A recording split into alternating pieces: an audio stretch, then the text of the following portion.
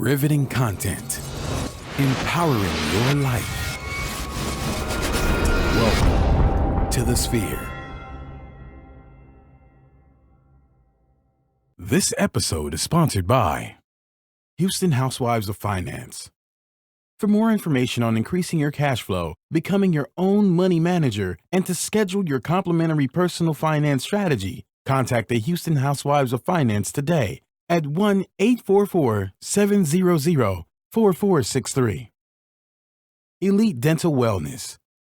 At Elite Dental Wellness, Dr. Ashandra Batiste understands that one of the biggest obstacles is dental fear. The vision at Elite Dental Wellness is to ensure every patient is treated with respect, ultimate care, patience, and love. Call us today to make an appointment at area code 713-789-8680. Looking to advertise? Join the Sphere's vast demographic reach of thousands of people all over the world. Send an email today to advertise@thesphere.tv or call us at area code 832-772-7789.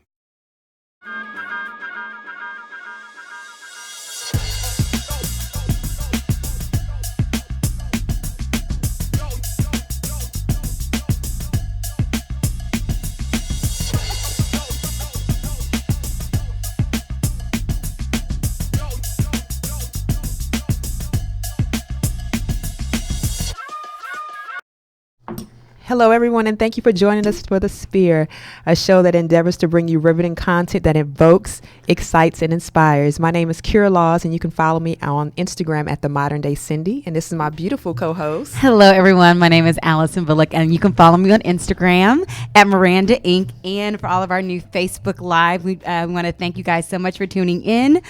We got a lot to cover today. It's a whole lot to cover today, and I'm excited, honestly, because I'm glad that we're getting a little bit more diverse stories because of the past couple weeks. The news cycle has been repeating the same story over and over again, which was a story of division. Very much so. Hopefully today we'll give you some stories that is not so divisive and actually paints another picture about what's really going on in the world. Amen. Amen.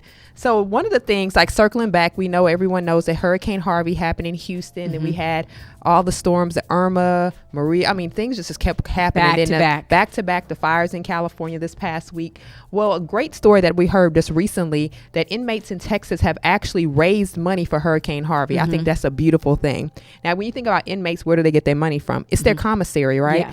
And so they use this money to buy personal hygiene products. They buy miscellaneous items, food, paper, pen, whatever they need, because their families send this to them electronically.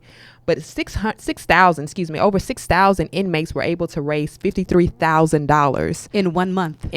For Hurricane Harvey victims. And I think that's such a beautiful story, because we don't hear about these things, right? We think that they're bad people. They're isolated from the world. They don't care. And it's not true. So, because you think about it, these people are in Texas. So many of these people actually are from Texas, or they moved to Texas or something like that because they've been moved around. So what do you think about that? And I love stories like this because you guys know, like, I love Orange is the New Black. So, that's like my entire reality of prison, right? I don't think they're making lingerie in jail.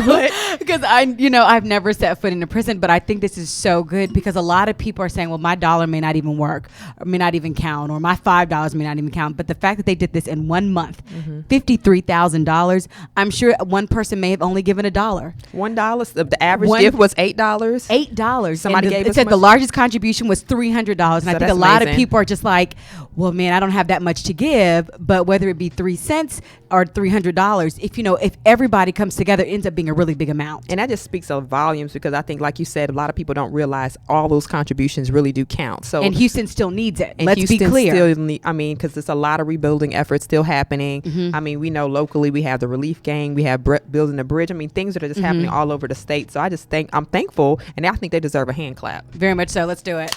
They deserve a hand clap. I really do appreciate what they're doing. It's amazing. 100%. Now let's talk about Birdman. He's flying any weather. That's what he says. Y'all, he does say he's flying any weather, but Birdman actually is undergoing a makeover, and some people might say it's much needed because, he is the depiction of all things what people think the scariest rapper could possibly look like. Not really scary, but he kind of fits a stereotype, right, of rap. Oh, he's a walking billboard for rap. Right. And for what most people think rap is. Especially if they've never been exposed. Yeah. So just recently, he actually removed all his teeth, and they were platinum. They weren't gold. Platinum teeth, and that was $500,000 of teeth he removed to, show off his pearly whites. And now he's getting his face tattoos removed. I think that's wonderful. Now, the question is his girlfriend responsible for this? Now, who is his girlfriend? Toni Braxton. His girlfriend is Toni Braxton. So I've got to be very honest. At this point, for those of you that have tattoos on your face, I think it's a wonderful artistic expression. I think that's so great, right? I think that, your face can be a canvas because wearing makeup, right? Makeup, but we wash that off. You can wash that off. Every day. Every single day. And there's those people that have permanent makeup. They do. Like Birdman. Flying any weather. So things like this reminds me of when you start, because I've never had a tattoo, but I've heard that people that get tattoos, getting a tattoo is addictive. Most people get one normally want 2 or 3, whether it be a butterfly on their wrist, it ends up expanding. And I think that with Birdman, number one, he's been in the game for a long time, and I think it speaks volume because he's at the point in his life that's like he's successful no matter how he got there. Well, this is the thing. Let's put this little note in it. Birdman is successful for more than rap. This man has oil derricks. So let's be clear that his money is not coming from rap music. It's coming from the oil. This is true. Derricks. This is totally and it's true. Long money, y'all. This is not. I made an album. But let's be clear. He still had those tattoos on his face while he was making those oil contracts. And so they didn't stop it. So it didn't stop it. Okay. But the fact that now he's like, you know what? Let me go ahead and take this off. So I think a lot of people to get tattoos in very visible areres. It's a bold statement. It's a bold, because I know a lot of people that get sleeves, which is very common. Because even the people in corporate America, you see in oil and gas. I see them all the time. Right. But you never really see a lot of people that have it on their face. And I guess because when you think about it, people look at face tattoos. Historically, face tattoos were gang related. They weren't an expression of art. They were expression of what set you claimed, right? So literally, you wouldn't have to say. They literally see it all over. Yeah, it's written all over your face. It's written. Really, you don't have to say a word. You don't have to say. That girl. Okay, that girl is good. She didn't reach back and reach for some '90s R&B. Lord help, Jesus. Help. Okay, no, but seriously though, so I'm actually happy for Birdman. I think this makeover is taking him in the right direction. Whoever's the cause of it, whether it be Toni Braxton, is the cause. I think it's a good move. I mean, his hashtag says she keeps it smiling. And he smiled, and he actually called himself by his real name and not his stage name. So he did call himself Brian. So let's be clear, this man is undergoing a transformation. Love will do this to you. It takes one woman to change a man's world. It takes the right person, period. The right person. Let's be clear. Make a person change. Because vice versa, if you take that wrong person and your world turned upside down. And that's horrible. That is very horrible. And well, speaking of which, thank you for that segue. Okay, so is there anything wrong with a supportive woman? So now we hear about actress Renee Zellweger. She's financially supporting her boyfriend by paying his lodging and expenses. The issue with this, as E! News reported, that they obtained some court documents involved in the musician's divorce from his wife. Now, he's currently still married. And he's dating Renee Zellweger. And the issue is that she's been paying for his credit card bills that have added up to $4,000 to $5,000 a month, including some household expenses. How did this come up? Because the ex-wife said, well, we're trying to figure out spousal support and child support. So I believe that should be factored in since he has this money coming to him monthly. What do you say? So let's be clear. Okay, so when you go back in, his expenses added up to nearly $60,000. And that was just for 1 year. For 1 year. This is not counting last year. Y'all, this is 2015. So we're not getting count. $60,000 that someone else, this is not, it's like another job. No, that's her whole job. That's why she wants it to be counted. She's like, because you can't say that as a musician, you're not getting money right now because you're getting money. But see, we had a sidebar about this. It's a kind of a segue, and I think that this goes back into, this is when it gets sticky. My personal opinion, y'all, that's. Well, I can give my legal opinion on it. Yes. Okay, I'll give a legal opinion. Okay, well, I feel because my personal opinion may be a little different. And this is my legal opinion on this. Okay, whoever the attorney is, her attorney is very smart. Very smart. Because, again, they're trying to count all the monies that he's receiving. And he could easily say, because, sometimes musicians and persons like that, especially musicians, specifically musicians, especially if he's I'm gonna say freelance. That's not what I'm trying to say. But if he's like an underground artist or something like that, he may not be signed to a label or anything like that. Yeah, but under contract. And he might not be getting money regularly. But if this is the money they can prove that he's getting regularly, then why not say, okay, you're able to at least pay this amount of money because we've done the math on $60,000 as if it was regular income because this is how much she's been paying. The flip of it is this is why people back in the day used to say it's cheaper to keep her. That's number one. And number two is this is why you don't cheat on your wife. That's number two, because all these things come up. All these things, because technically this was happening while you were married. But that's a whole nother story. So, we talk about this on the show a lot. But it's interesting how it takes all of this to become newsworthy. Because nobody thinks about this before they get married. No. It's like, oh my gosh, I'm so in love with you. And okay, so although I'm personally I'm against prenups, but I am. That's my personal thing. It's understandable. I mean, your belief is that if we're married, we're going to do this till the wheels fall off. I get that. My husband and I talked about that, and that's something that we were like, okay, we're good. But it's interesting. I know the Hollywood lifestyle may be in a total different tax bracket. And it may be like, well, it's almost like for some marriages, it becomes a liability. Well, and you think about it is because I think it is that whole thing. You always seeing something that you consider could be better. And so you have to think about it from that perspective. So in this situation, I think it was a smart legal move to consider it. I think it's a unfortunate move on his behalf and even the actress's behalf because they probably should have thought about how involved she should get with a married man when it comes to him going through this divorce, because she now is actually a target financially. So, I think this is another perfect from going from Shady 1. Let's go to part 2 of Shade. The Pussycat Dolls former member, Kayla Jones, said that they were in a prostitution ring.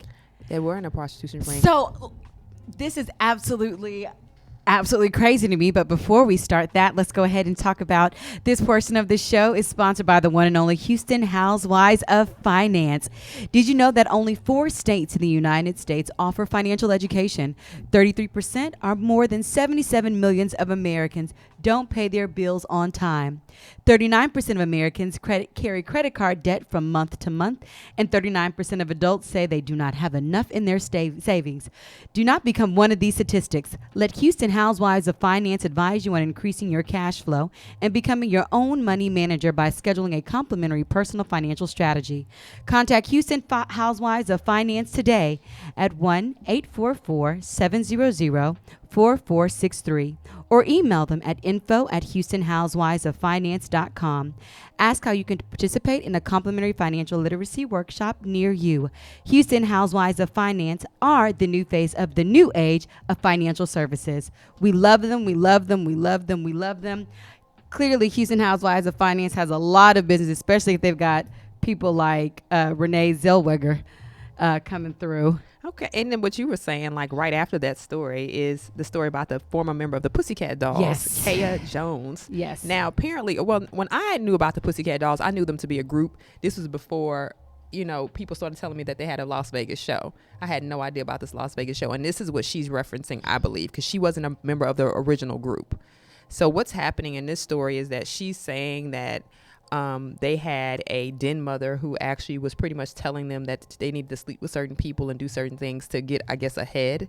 And former members of the original group were kind of like, I don't know what she's talking about. Now, we haven't heard anything from Nicole, who was the original lead member of the Pussycat Dolls, and we haven't heard anything from other members. But there's one member that said it sounds like she's just trying to get her 15 minutes of fame, because that is not how we came in the business. So I remember hearing about them before they were a group about the show, because the show was so popular.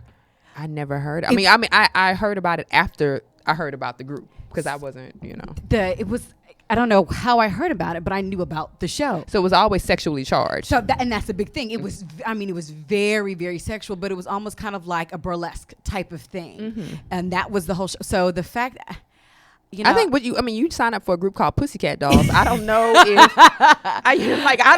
if, what did you think when you signed up for the group? Not to say that, I agree that I don't think it was necessary. I really don't believe it was a prostitution ring, but I wasn't there, right? And I'm not a part of the group. But when you sign up for something called the Pussycat Dolls and you know that your show is actually highly suggestive, I think that now I'm saying that you welcome whatever comes to you, but I think that you have to believe that sex is a big part not doing it, but as a big part of what you're selling, and it's highly suggestive. I mean, but even after the show, even all the stuff that they wore. Now, I'm not saying that should, be okay, but it's only one person that came up. But, of course, we know as stories are, it unfolds day by day. But this one, I'm not quite sure about. And I'm not trying to be funny. I'm really not quite sure about, because I'm like, as risque as it's been, this is the first time you ever heard of something like this. Yeah, I don't know. And I think she also is going through her own process, because she's reflecting on the members that have killed themselves since they've been a group, and she's saying that part of them killed themselves, that they went through a depression because of the things they experienced. And again, they're not alive to speak about it. The ones that are alive aren't talking about it. She's the only one talking about it. And it very well could have been it could have been some other stuff going on that we just weren't aware of. Exactly. And especially in light of all of the sexually charged allegations that are going on in Hollywood right now. So it would not surprise me if there was some piece of this that was actually accurate. But again, we have to fact check it, and we have no way of fact checking it. So the good thing is, once it goes in the news, people are going to start poking in pride, and they're going to try to find something. So hopefully whatever is in the dark will be shed into the light. So with that being said, we love you, but we're not going to say goodbye, but we're going to see you next time for our Facebook Live viewers. Please don't forget to subscribe to our show on all major platforms, including iTunes, SoundCloud, Google Play, and Stitcher. Please review all of our information and give us some feedback on iTunes. Don't forget to share the Facebook Live post and the entire show with your family and friends. And of course, this is good ground, so don't forget to donate at www.thesphere.tv/donate. We love you, and we'll talk to you soon. Now, are we really going to talk to them soon? I don't know. I think we should. So good I think we should. We need to start. We keep in touch, guys. You know what? But keep in touch. Keep in touch, guys. We need to say keep in touch. Keep in touch it's with the important. wink. With the wink. See, but my wink never it has. But you have beautiful lashes. I think you can wink on them. So this is the thing when they act right, because sometimes they do the West Coast on me, and she means that. I mean so all those that are still looking, she is. I am so, and you can't see my face now because all of the shows that are on here. But yeah. They can't do a zoom in, but if they did, dude, we don't want. We're not going to do it. We're not going to. Okay, so now here's the question of the hour: have you ever wondered why our current commander-in-chief wants to take down Obamacare? Have you wondered? Have you ever thought about what is the motivation behind this? From a very honestly, if you want to ask me just straight up, if I didn't even read anything about the show, or if I didn't know, what do you think? I mean, honestly, what is your understanding of it? This would be my thing. If you were just to ask me, I'm a random stranger, you're like, hey, random stranger, the question that you just asked, my response would be like, because Obama's name's on it. Absolutely. Good answer. Boom. Good answer. That's so apparently there's a consensus in D.C. that Republicans fundamentally, those who do not, most of them do not stand with a lot of the positioning that Obama stood for, which was he really was about equality. He really was about society and government, and which is the antithesis to what a lot of them believe, because you think about, we live in the United States, which is very much a capitalist system. We don't look for the equality amongst everybody. We say we do, but we're looking for those who are rich remain rich. Those who are middle class, we want them to gain, but just enough. And and they might quote scripture saying the poor will always be with us. Oh, you gotta love that. Because they're going to put scripture on top of it. Absolutely. Because it's important. It's important. It's to the root of who they really are. So now they're saying like it's because anything that's Obama as a Republican, if you want to distinguish yourself in as a Republican, you look at and you take down anything that Obama stands for. Republican politics during Obama's time in office was to position yourself literally against anything with his name on it. So this is up and including the legitimacy of him being president. His ability to be president, anything that was a claim, it was all fact free, but anything that was a fact free, like fat free, it was all a claim that where he was born, but it none of it really stood up in it, because when you think about how they really are peeling back Obamacare, it's not to help the people who need it. It's actually to their detriment. It's actually, when you think about the key things that they're pulling from Obamacare, it's taking the subsidies away from those who need it the most. Exactly. Most people can't afford to pay $500-$600 a month for insurance, right? But when you say we're not going to float that anymore, then you have more people that can't afford insurance, and you go back to what it was before then, which is many of the Americans don't have insurance. And when you repeal it, that means, of course, you're not penalizing them anymore, right? You're just saying you just go without insurance. You're just not going to have it. You're just not going to have it. So last Thursday, President Trump actually did remove the subsidies. But it's kind of weird because he removed it, but insurance companies are still liable to pay But a lot of insurance companies weren't prepared for that. And so now there's a fear that they're going to implode. What do you think about that? So this is a sensitive matter to me. I know. Well, it's a sensitive matter to me because I have been through this system. It's an interesting system. And I think, okay, so let me say this. Society now is not anti-Trump. No, it's not. At all. I'm going to get them. We're pro-America. We are pro-America. We want everybody to get ahead. And I think that it's really important when you start taking names out and you just start looking at the facts. When you remove health care from people, evidently it needed because a bill was passed and everybody, well, not everybody, but a lot of Americans needed it. And you think about one thing I didn't realize until I actually went through this process personally is that, private employers are not, they're not obligated to provide insurance. No, not at all. And so when you look at it from that perspective, if you do actually are a hard-working individual and you're working your full-time hours, but you're not able to get insurance from your employer, that doesn't, because the assumption is people that are using it are people that are unemployed or looking for government funding, and that is a lie. There are a lot of uninsured does not have a face. Right, uninsured doesn't have a face. There are a lot of hardworking individuals out there that actually need this insurance, and they're working their behind off. And because they're working their behind off, potentially becoming sick and ill, they need some type of coverage. And I've had conversations with people offline about it, and kind of getting their feedback. And it's kind of like, well, it's that myth that they have. It's kind of like, well, they need to get a job. It's like, well, no, a lot of people have a job, but good jobs. When was the last time you went to the doctor without insurance? For those that are insured, that have been at the job like 1,000 years, right? That went to a doctor without insurance. Co-pays can be like $20, $30, $40. And this is just for a checkup, to check up on your health. Now, we're not talking about medicine. We're not talking about, the pharmacy at all. We're just talking about a general checkup. Your average visit can range just for a full head to toe, making sure a physical can range from $100 to $800. Yeah, and you think about it, and it's not because the physicians aren't being considerate. It's just that they have expenses that they're covering as well. Especially right? if they work in a hospital. They work in a hospital. It's a business. It's a business. They have to employ people and everything. Lights. Everything has a cost associated to it. And so it's not. And then of course, well, let me just take it a different direction. Depending on what states you are, that's a whole nother situation because many states aren't able to provide Medicare. Yep. Or Medicaid. And so when you think about from that perspective, you have to be in dire need of insurance to get it. No, so they give it to children in Texas and they give it to pregnant women in Texas, but unless you're in those two situations, then you're not going to get it, so you will be uninsured. And so and the reason why is because a lot of states refuse to opt in to get this, I guess, tax break that they would have gotten to be able to allow more people to get Medicaid. So it's just really a lot of red tape because it's not a green, it's not go tape. It's not a go. It's a stop tape. So when you think of it from that perspective, I think that we have more, we have a lot of things to really consider as, as citizens of the United States when we're going to the polls voting, not just for the president, but our midterm elections, things that are happening in your county, your state, and your district. You have to pay attention to who you're voting for and what do they stand for, because a lot of people vote straight ticket and they think that straight ticket, if you don't know the policies of the persons that you're voting for or what they're aligned with, who's aligned with them, what businesses they may be aligned with, lobbyists and all that stuff, then you don't know what exactly you're voting for, and you could potentially wind up perpetuating what we're trying to get ourselves out of. So in other words, we're telling you stay woke and be informed. Educate yourself. Read about these things. It's really, really important that you do, because in situations like that, even when it catches insurance companies off guard. So and it's unfortunate. Again, like it is unfortunate because I just don't subscribe to what's happening in the world today, and I really don't subscribe to people being in this push and pull because of personality differences across the line with Republicans versus Democrat. So, whoop whoop, this is my favorite part of the show because I get to smile.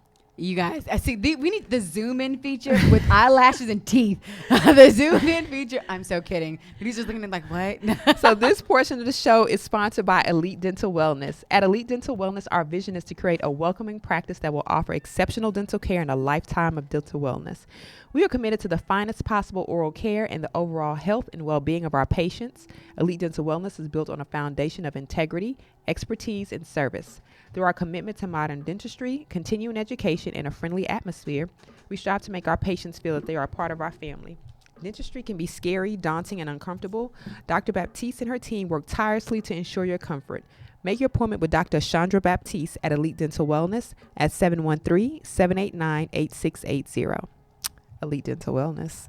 See? Bing. What did we say? We're going to do the bing. I said I was going to like the Orbit commercial, but Bing. Not really. Our own little spin on it. We're going to get that done. I did my own Next little time, thing. It wasn't that smooth. It's going to be there, go with y'all. it. Next time I do this, y'all going to hear it. Y'all going to hear it. It's going to be for sure. Again, back to our disclaimer. This is not an anti. This is not I promise y'all, Trump show. It's not. It really isn't. And like I said early in the show, it's unfortunate that a lot of the issues that are happening in our country today is revolving around what's happening specifically in government. Yeah.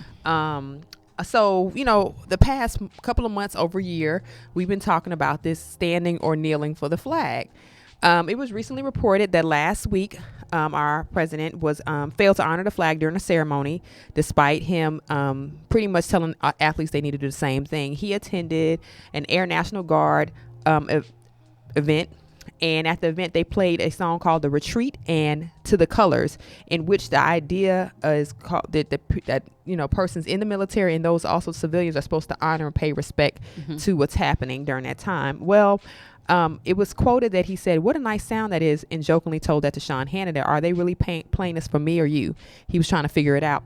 What was disturbing is that he really didn't understand the song was actually a song that you're supposed to stand for. But does this surprise you? No, it doesn't surprise me, but it brings us to a deeper situation that he wasn't told that he was being unpatriotic or un-American. I don't necessarily know it's because of his position or his seat of power, but because he is the commander in chief, that's something he needs to be briefed on what songs are he supposed to stand or sit on. And I think if he's allowed to get passes, and so should the players. I really want to be extremely optimistic when I say this, and I'm going to be really, really careful when I say this. It's interesting how this story is going to go under the radar. Let's be clear. You've got shows like Society Now, and I'm sure a few others were going to say it, and they laugh it off. It's a laughing matter, right? Well, you have to laugh keep from crying. Yeah, it's a laughing matter, but yet and still, you've got players who are being called sons of bees for kneeling. For kneeling. Not yelling, not screaming. For exercising their constitutional rights. And they are being and I mean, y'all, it's taken it to a whole nother level now. I mean, it is. Y'all, it really has been. For those of you who have not followed the news, you guys, the kneeling before was just kind of like, you're shame on you. But now there's people that are playing into this. So this whole thing with President Trump doing this, does it surprise me? No. Do I think there's a double standard there? Heck yeah. 100%. And then it goes to, like you mentioned it, now people are taking it to a whole nother level. And I think about Jerry Jones. He is the actual owner of the Dallas Cowboys. And he recently released and said that, he expects that his team members are going to stand for the flag. He is not going to pretty much tolerate them kneeling. He did do one act of kneeling, and that was before the national anthem a couple of weeks ago. Yeah. But it was before the anthem, and that was his way of showing solidarity. But many believe that it was a photo op because it wasn't during a time where it could be really said that he was standing in solidarity with his players. Well, last week the players met to discuss the anthem threats that was posted by the owner, and then after after they played, and in their practice, the players met with Jerry Jones, and Jerry Jones was having a general conversation, and the players brought up the issue to him. And one of the things he said, and you tell me what you think about this, he said that during the meeting, he re-entered that he's taking the pressure off them and putting it on himself. How?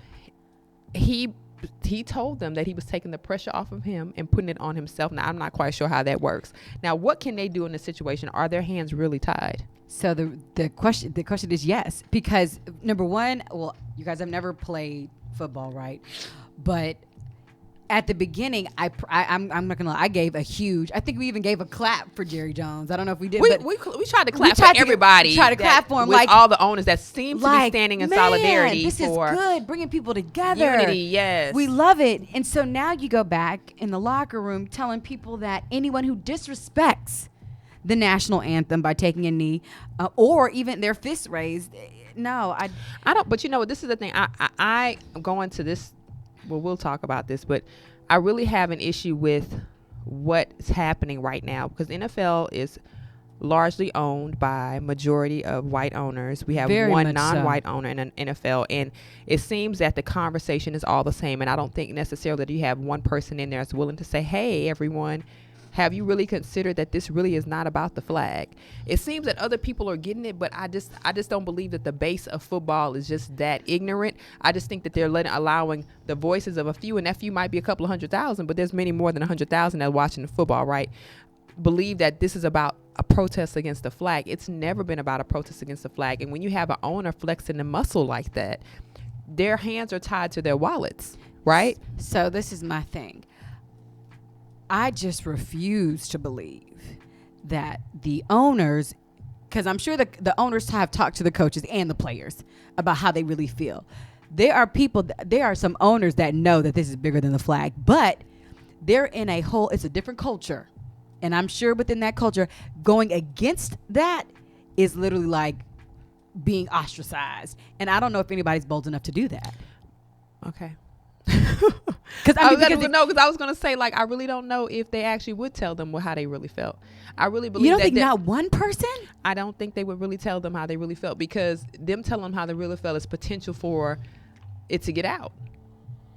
What happens when that leaks? I'm talking about the private room, not the back room. If I was the attorney, if I felt strongly about something that was in opposition Just to be what quiet. the majority, and I said, because these people have a lot of money, they're not. Oh, for they're sure. not getting like That's the next level. Whatever decision they make, they consulting with an attorney. For sure. Is it okay if I say no? No, it's not okay if you say that. So literally, not even in conversation, it's like you are legally advised to just be quiet. Because whatever you say goes in direct, it's conflict of what's actually being said. So how do you say that in a locker room? And then come how out are we and say, going to get out of this? You don't get out of it unless everybody joins together and decides to get out of it. It's the same reason why we're having a conversation about Kaepernick, the same reason why he believes it's collusion, the same reason why he's suing the NFL for collusion. I love that. But the thing is, like, everybody's like, well, I saw the most ridiculous interview this morning. It was like, it can't be collusion. No, it can be collusion, because everyone's saying the same dang on stuff. It's collusion, people. There's no way this man who is more talented than some of the crappiest players out there is getting passed up because he's taking a knee. That's just absolutely ridiculous. Now, the owner of the Jaguars, who is not American and he's not white, he actually was a donor for Trump. He gave him $1 million to inauguration, but he's actually saying we have a president that's the great divider. For the record, he said you have to give him credit. People are confused on the First Amendment versus patriotism. Yeah. If you exercise your First Amendment right, you're not a patriot, which is crazy. People are confused on it. Our president knows that he could hit on it and take advantage of it. Mm-hmm. I think that we're seeing this as the great divider overcoming the great uniter. The great uniter he's referring to is the Constitution, though that's what it's supposed to be. So when you look at it from that perspective, we're dealing with someone who actually knows where their base is, their base being their audience, and he knows how to rally those persons that he wants or needs for support. And how do you get these people the same way you got them before? You create a situation that may not even be that big, and create that, and it totally shifts the conversation, but away from important stuff. Distraction. It's a distraction, because how many people actually knew that American the Affordable Care Act, not Obamacare, of the Affordable Care Act was actually changed last week. Nobody knew that. Well, I'm not saying nobody, but very few. It didn't get the coverage as many other things. No, it didn't. So now you have people so that's one owner. But again, this one owner is not from here. Of course not. And he actually did donate. But now he's like, we have a different situation happening in the United States, and it is different. So that goes to conversation about privilege. Oh, geez, that P word again. I don't know. I don't know if people really believe that privilege actually exists. I think that I've in my professional experience, I hate to say that I've seen it in its ugly face several times, time and time again. And this story comes out of Alabama. Mm-hmm. And a former Alabama Supreme Court justice, his name is Justice Roy Moore, is calling his son Caleb's 9th arrest a cheap political trip. His 9th arrest, and I said 9. That's not funny. His 9th but you've arrest. been arrested 9 times. Now, according to Alabama.com, Caleb Moore was charged with third-degree criminal trespassing, a misdemeanor related to another misdemeanor he was charged with from last year for hunting without a permit. In a statement, Judge Moore's campaign chairman stated that this is a personal matter and it's a cheap political trick to detract from the real issues facing our country. The statement echoes Caleb's statement, which he says he took to social media after a marijuana and Xanax possession charge to blame his arrest on people who opposed his father's anti-LGBT stance. He said this is nothing more than a prime example, listen to this, on how media and crooked police officers and critics of my dad are trying to destroy his career for what it stands for. Now, we have heard from different communities about crooked police officers and media slanting stories. Very much so. I've never heard it from this perspective. I haven't either. I tell you. Did we just show a picture of him? Let's show Can we just show the picture of? Let's show Caleb. Let's show little Caleb. Let's show Caleb. Caleb has been arrested 9 times, y'all. Yeah, 9 now, times. In the community, as a conspiracy. It's a conspiracy. Caleb. Now, usually, and I will say this, usually in the communities that I've been from, many of them have a 3 strikes rule. So we would never get to 9. And the way the economy is today, let's be clear, some won't even get to 1. Right. This is true. But he would never get to 9. So the fact that Caleb's he got to 9 and he was arrested and that was it. The fact he got to 9. He actually got to jail. And one of them in 2015 was dropped because he agreed to enter a pretrial issue, a little treatment situation. And they really believe this is a cheap political trick. And the police are out to get them. We have heard the police been out to get people for a long time, but nobody was buying it. And Caleb, welcome and I'll to be the club. honest, I would never think that Caleb would be the new face of that. He didn't look like the face of the police out to He get you. didn't. He didn't. I didn't get that But from there's Caleb. something new every day. Oh, Caleb. Oh, Caleb. Oh, Caleb. This portion of the show is sponsored by The Sphere. Are you starting your businesses and looking for a place to advertise? Do you have a need to reach out to thousands of people across the world to build your brand or sell your product? If so, get your product placement and advertising needs handled right here at The Sphere. We offer a wide variety of content delivery platforms, including iTunes, Google Play, SoundCloud, YouTube, and Stitcher. Plus, we have a vast demographic reach within the United States as well as modern countries across the globe. Our enriched content and inspiring dialogue, coupled with your strategic ad, is surely to hit the mark every time. Call us today at area code 832-772-7789 or send an email over to advertise@thesphere.tv. How exciting. I love The Sphere. We love The Sphere. We love The Sphere, and we hope that whatever's going on in Alabama with Judge Roy and his son gets cleared up, because I would hate for him to have this 9th conviction and this conspiracy against him. And to turn into 10. We don't want that type of cruelty toward him. We don't want that. It's a harsh world out there. We don't want that conspiracy toward him. It's a harsh world out there. there. Very harsh for Caleb. But I just wanted to know, my question really is, how deep is privilege? Because this is a conversation we really wouldn't have anywhere else, maybe just here on The Sphere. Yeah, because they wouldn't say that. Well, in any, I'm saying majority of news outlets would not say that. They wouldn't even mention the word privilege anywhere near that. Because they would, you're right. They wouldn't even mention. It would be like, Caleb for the 9th arrest or the 9th whatever, and they would just state it as a fact.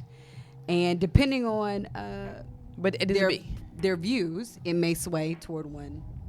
Is it because our glasses have a different tint on it? It is very much so. It's not clear. It's not clear. So we see things a little differently. We see things a little differently. Just, again, when they said 9, and I was like, many not people 2. I know won't even get that far. Mm-mm. Yeah, so 9 is a lot. 9 in many communities really does give you, it actually changed from a misdemeanor to a felony real quickly. You actually have a long sentence.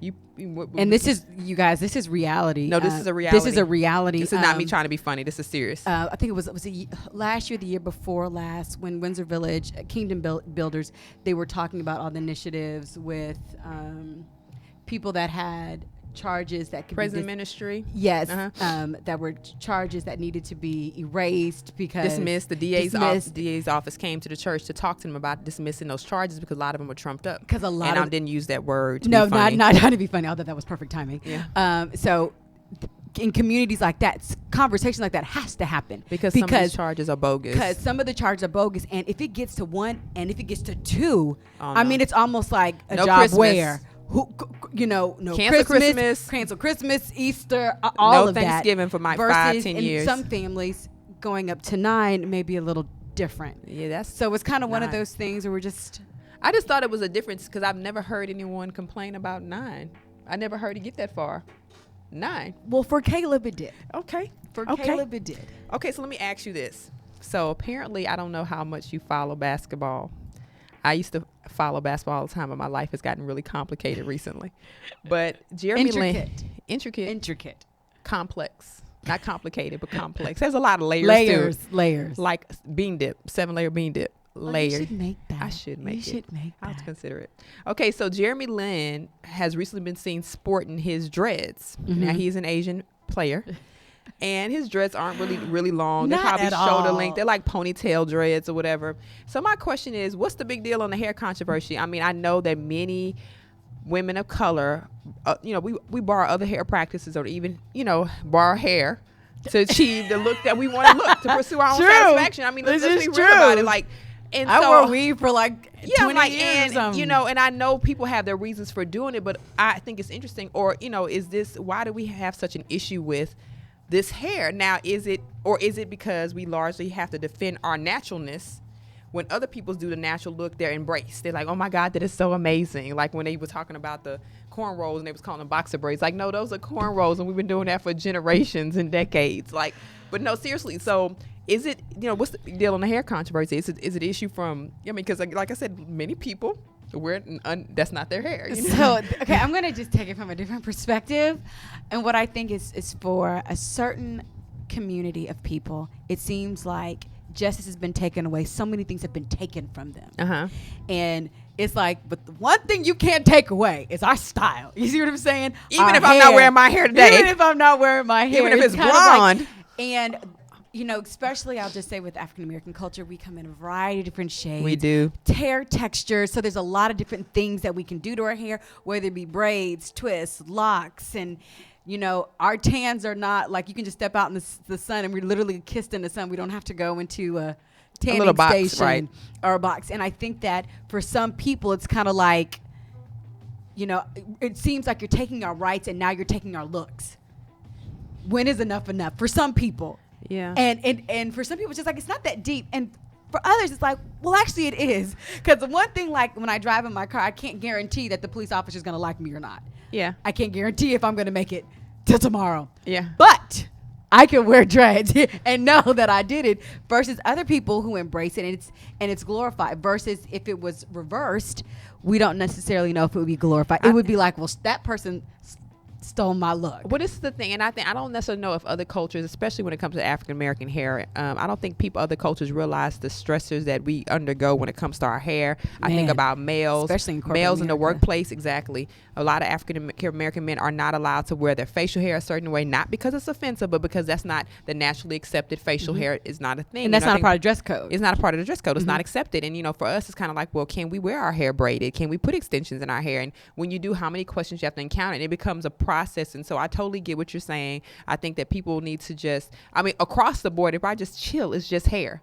Really, but we just let it go? But I think we'll be able to let it go when people actually receive that we are, like you said, that multifaceted, that we do changes, and our hair is different and our skin is different, and everything is not going to always be the same for us because we have a lot of other factors to consider. I think at that point, when we start seeing acceptance and not necessarily so many questions, then maybe this conversations will come less likely. And I think that with that, and Kiera and I, we've talked about it because we've been placed in situations where conversations about our hair in the workplace, it's kind of like, why is it such a big deal if you change your hair to one thing to another? But when someone else does it, it's a little different. So again, it seems like one of those things that most people are just like, it's really not that deep. But it's always that deep. It's always that deep, and you've got to really, if you've never experienced it, it may not be that deep for you. But I'm almost willing to bet if you go into your circle of friends, at least one person has had that conversation, whether it be in the workplace or even if you got some, because some people are bold. They will be walking out grocery shopping or whatever, and people just like to touch your hair and talk about this other kind of stuff. It's weird. This article has a lot of different depths to it. It's weird, and like you said, it can go a lot of different places. But I just wanted to just kind of throw that out there because we have to be aware that this is the evolution is happening, people. Man, whether you like it or not. Whether you like it or not, the evolution is happening because if you really do believe that we all came from one place, we all came from one continent. So the evolution is happening, whether you think it's a reverse one or not. This thing is happening. Boom. Now let's see if we can do a power round. Let's do some society seconds real quickly. Okay, let's talk about this. Okay, what's the most unpresidential thing you think of that some person can actually do? What is the most unpresidential thing that someone in a position of power can actually do? What do you think? Anything that Trump does. Okay. Sorry. You said society second. That's the first thing. It's society second. So let me say this. Okay, the most to me in my mind, the most unprecedented thing you can do is to go be the keynote speaker at a meeting that is not for everybody, at a hate rally. I think that's the most unpresidential thing you can do. Now, some people might say this is an effort to not isolate any groups. We want everyone to feel the love. But I don't necessarily think you should go speak at a hate rally where we're talking about persons that are against Muslims, LGBTQ, the group ACT, which is against hate groups. Against Muslims. You have Steve Bannon, who is actual strategist. He's the former strategist for the president. He's going to be there, and we know he is pro anything that's not him, right? And so when you think about what this summit represents, and you have the president, he actually already spoke there on Friday. What does that say to his base, and what message is really being sent? And we already know the answer, but what is really being sent? Like it's really like it to me. It's the most the outside of what happened in Puerto Rico, outside of there's a lot of things that could happen, but to me it's like it seems like it's bringing more division. It's to me because your job is to bring the country together. I think that's your number one job, and outside that, then your job is to defend. That's what we have the military for. But bring the country together. It's just some of the stuff, and his heart may be good, but the intent may be good. Yeah, it might be not to isolate any groups. Honestly, because I don't really think that his intent may be like, I want to do this. I'm the first person to do it. Sure, I'll do it. I'll just do it. Let's do it. Do it. But it ends up doing more. It seems like it does more harm than good. I feel like when you do stuff like that, you have to release a statement. To say, hey. To justify, what's the why behind that? It's like, well, I did this because these are groups just like every other group, and this is what they believe, and we believe in the Constitution. Exactly. And freedom of speech. And because of this, they wanted to hear from the commander-in-chief, and I just wanted to give them a word of encouragement. And that would have been a bridge. Yeah, that would have been a bridge. Saying? Because versus just going and not saying anything. Yeah, because this was wasn't highly publicized. Okay, this is another interesting story. A man is banned from saving his son's life with his kidney because he had a parole violation. I saw that. Now, this happened in Atlanta. He had a parole violation. He was caught not with drugs, but he had a parole violation, and he was caught with a handgun. So they put him, they made him sit back in jail for 30 days. Then Emory Hospital in Atlanta was like, okay, well, let's they wrote the jail. It was like, well, can he at least come out for his preoperative appointments and make sure he is still a good fit, blah, blah, blah. And what happened after that is that when he got out, after his time in for I said it was 30 days or so, the living donor transplant team kind of started changing their tune a little bit. Like, well, no, let's just wait till January and see how everything goes to see if you can maintain your probation. And he was like, well, my son needs this kidney. Like, let's go ahead and go forward. And it was like, well, no, let's just kind of slow this down a little bit to make sure. He's like, and the family's like, well, his issue is not drugs, so it's not like his kidney is impaired. What do you think about that? Is the system failing the son? So I think this, at the end of the day, the system's failing the son. And I'm just, legally, I don't know what could be done, but I would think that could go before a judge and something could be worked out. I'm praying that that's the case. You see what I'm saying? With situations like that, this is literally one of those life or deaths type of things. Literally. It's not, oh, well, I'm trying to give him some nail polish. Yeah, that's the best thing that I could just come up. Just roll with it. Just roll. He's not trying to make the little boy huff some. Thank you. Huff some drugs. He's really this trying is literally to save his my life. son needs a kidney. Get your lawyer, go before a judge and say, okay, hey, this is what we're going to do. This is the stipulations of the probation. Now you're allowed to go to the hospital. These are the hours. These are the times. If you are a perfect fit, as long as you do this, I don't know why they wouldn't.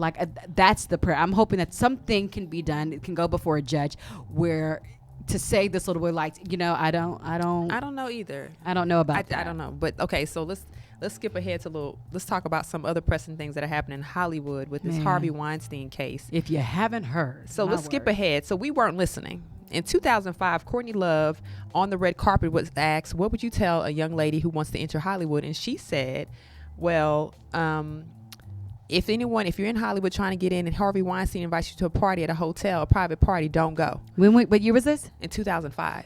Wow. And it was on a red carpet. And it says, do we disregard serious claims based on a person who's speaking? Because, you know, Courtney Love is known to have a colored past because she was married to Kurt Cobain. Kurt Cobain died of a drug overdose. Yes. She has been known to have issues with alcohol and drugs. Mm-hmm. But did we disregard her warning just because who said it? Honestly, because she said of course. It on a red carpet, and she actually said, I might get libeled for this, but I'm gonna go ahead and say it. And she said it, and they were like, we weren't listening. The warning came 12 years ago, and we didn't listen to her. And now we have all these people coming out now. Now we have somebody who I thought was really interesting, Donna Karen, defending him. Donna Karen defending Harvey Weinstein, and she says that she believes that the victims may have been asking for it by the way they dress, calling the shamed mogul and his wife wonderful people. I'm surprised that out of all people, I'm really surprised because I know in the past, early in her career, she's been known to be not inclusive to everybody wearing her clothes. Well, that's why it's not surprising to me because of who she is and her history with not letting everybody wear her clothes, because to me that goes to a sense of who you think you are and who you think your brand is. It's not made. Well, let's not go there because we can start talking about back in the day when we were coming up, certain what we thought was urban designers let us know that they didn't want us wearing their clothes. And they made it very clear. And so then you had this whole, base of people that just stopped wearing their clothes. Well, Donna Karen is known to be for the sophisticated lady.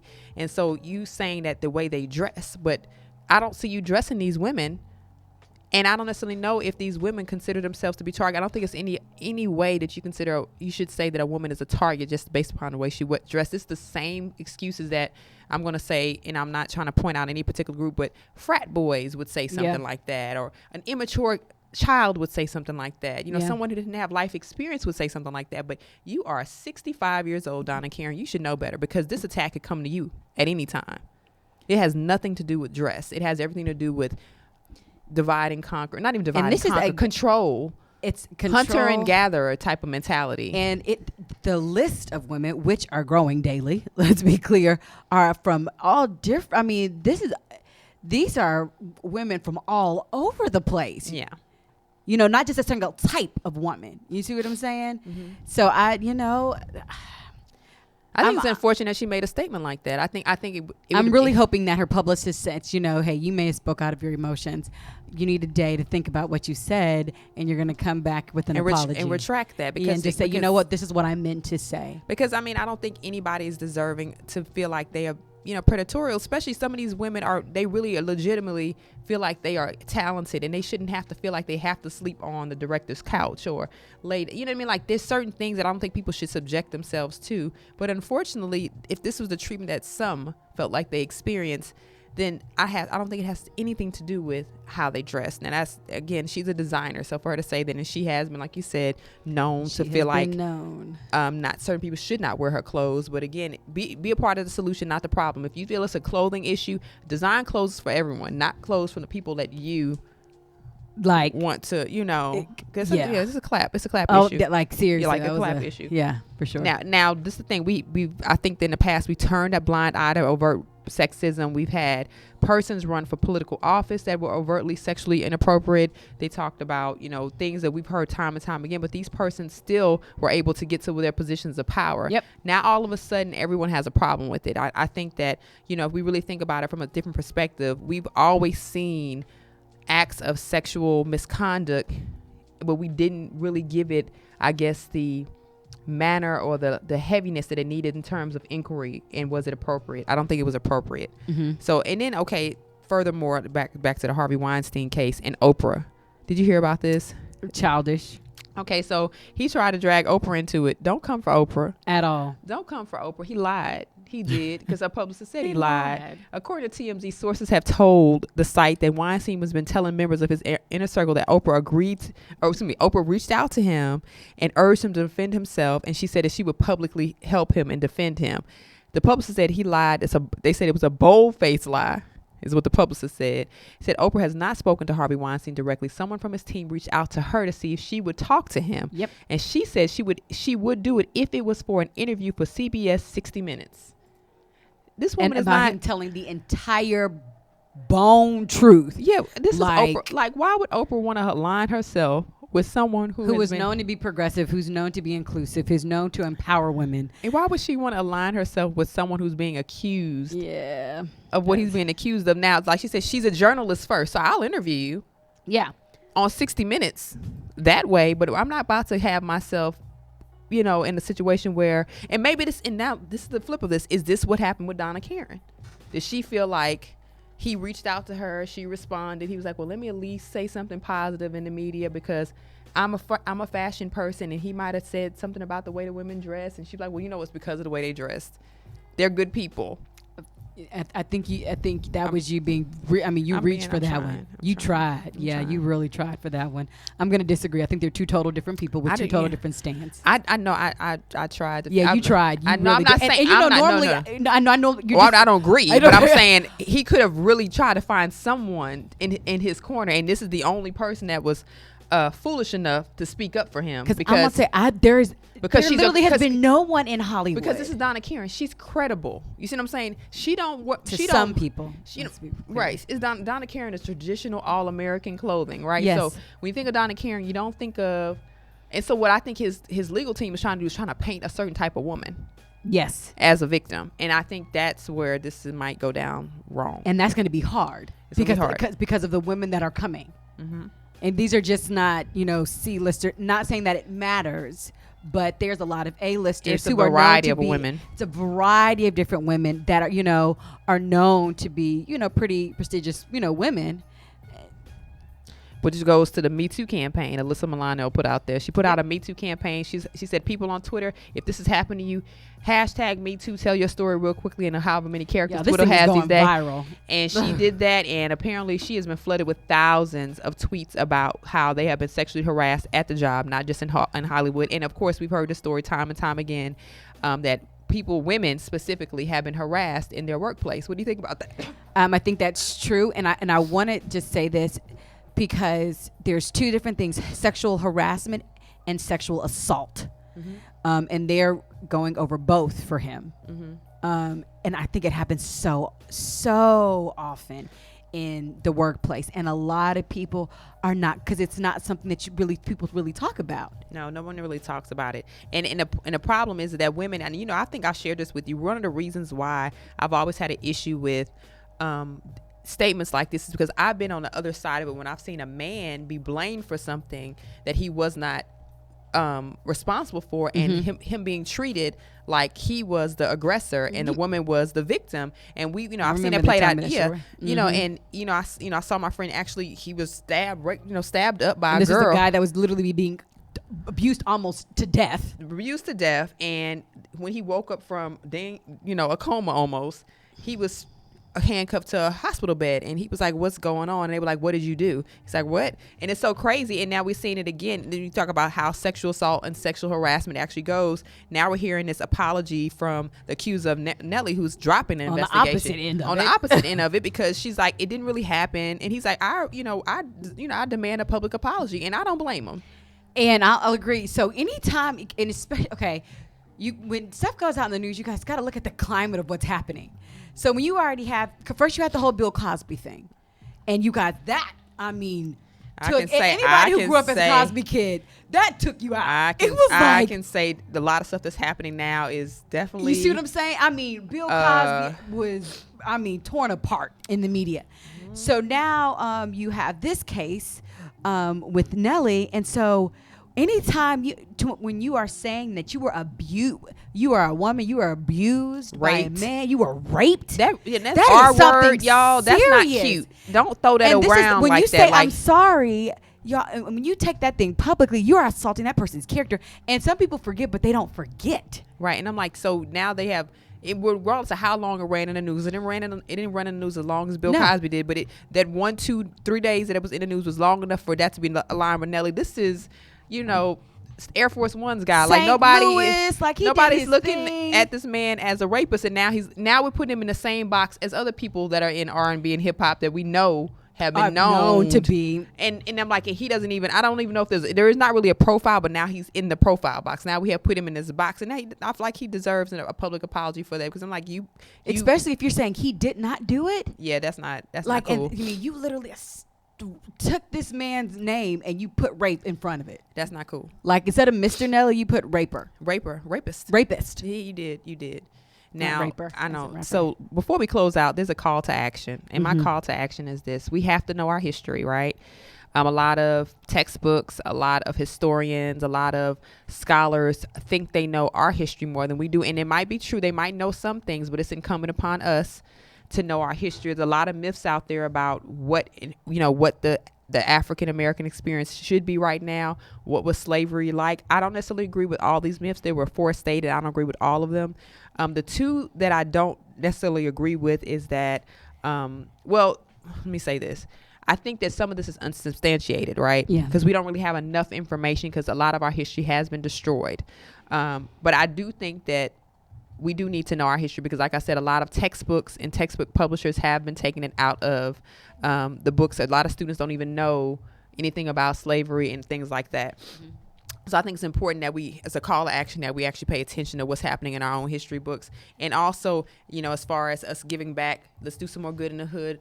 I heard that Little John actually built a school in Ghana. And, we need to keep that story. All authentic. I mean, stuff. he looked real authentic. And I was really proud. I was like, come on. And you don't hear about this. But this is like King of Good Deeds. And I'm saying, like, this is what we need to talk about. We need to, instead of, let's change the narrative, and let's talk about good deeds. Let's talk about what we're doing to empower those who, are still in the motherland, right? Mm-hmm. Because they are facing some challenges that we don't necessarily face here in America. They're different, but we're in a position to help. So I think this was a really good deed, and I really want to just mention, like, we're going to hear more stories like this, because there are a lot of people doing things like that, and it's not just in, we always hear about South Africans, things like that. Yeah. But I'm glad that we're actually taking the continent as a whole and looking at different places, and not just places that people repeatedly go to. Exactly. So this is some good stuff here. So the good thing is, y'all, we ended on a positive note. That was the goal. That was the goal, because you guys normally I'm like, I don't want to end talking about. It gets so deep and so sad, but like, we ended on a good positive note. Like, seriously, let's strive to say something positive. You guys, as we say it before, we'll say it again. A lot's going on in the news, but guess what? You have the power to make a difference. No, you do. You really, and it sounds so cheesy, but it's so true. I feel like now we're about to do like a kumbaya. Suzanne Summers is gonna be right here with a 1-800 number. Like a 1-800 number. Like, seriously, you really can make the difference. And places like the Sphere and society now, we believe that. So we make it a point to make sure that we bring you great content to hopefully stir up something, to give you a call to action, to do something about it in a positive light. So with that being said, my name is Allison Bullock. You can follow me on Instagram at Miranda Inc. And my name is Kira Laws. You can follow me on Instagram at The Modern Day Cindy. We love you so much. And so we're not going to say goodbye, but we're going to say... See you later. See you later. Take care, guys. Bye-bye. Bye.